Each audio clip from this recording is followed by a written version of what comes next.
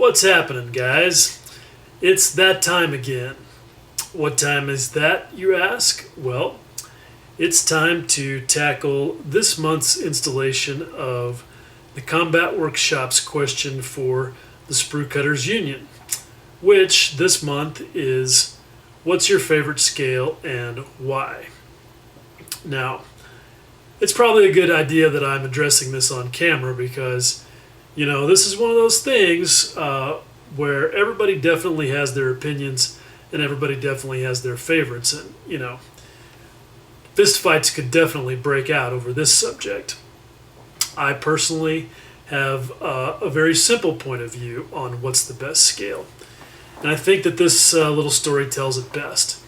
The other day, one of my friends asked how he should, or rather, what was the best tool that I knew of to put rivets in 1/72nd scale. And my very quick answer was that all 1/72nd scale problems are best handled with my favorite tool for that scale, which is the trash can.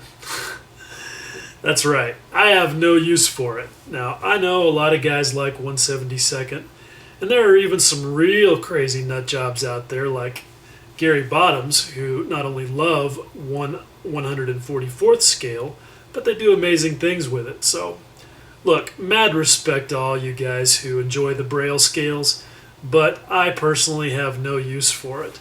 And the last hour or so that I have spent assembling this 1/48th scale set of, maybe that'll focus there, 1/48th scale set of seat belts does nothing but convince me even further that there's really no use for anything smaller than 1/48th when it comes to aircraft, at least.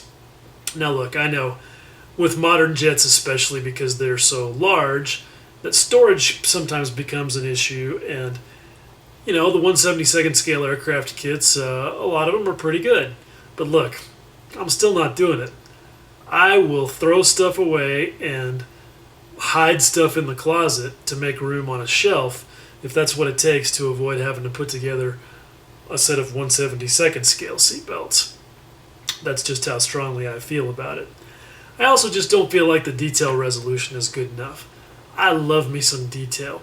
And, there are some real masters out there like Diego Quijano, for example, who do amazing detail work, mind-boggling stuff at 1/72nd scale. But I'm just not there, and frankly, I don't plan on getting there. For me, it's all about the 1/48th and the 1/32nd. Now, how do I pick between those two? Basically, it comes down to what I feel about the aircraft in question. If it's one of my loves, like the Mosquito or the Mustang or the Spitfire, then definitely, or the Typhoon. Can't forget that one. Then I'm definitely going to consider a larger scale because I will invest more time and energy into the details and just the whole project.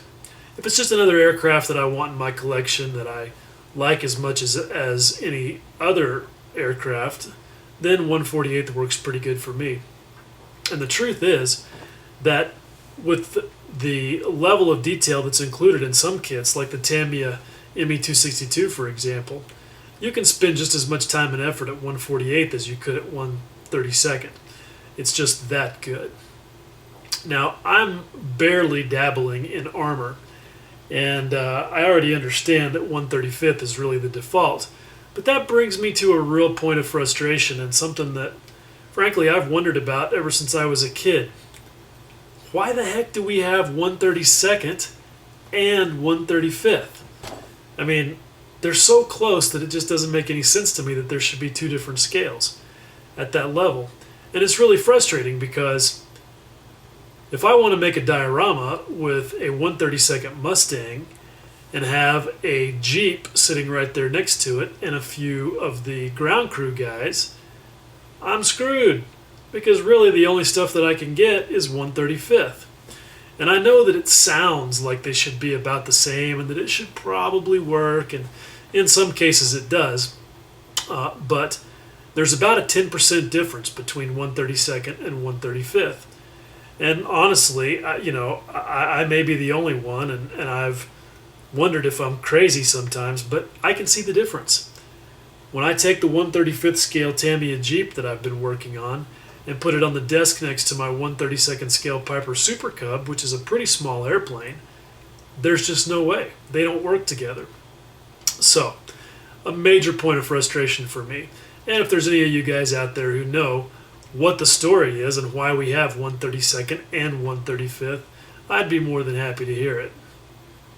And if you happen to know of some good sources for 132nd scale ground crew figures and vehicles and that sort of thing, I'm sure there's lots of guys that would like to know that as well. Anyhow, that's my feelings about scale. As I'm sure a lot of you guys have, I have strong feelings about it. And it's just one of those things about modeling. The bottom line, however, is that no matter what scale you build at, that you just have fun. All right, guys? If you're still watching, as always, I appreciate it. Take care. Much love.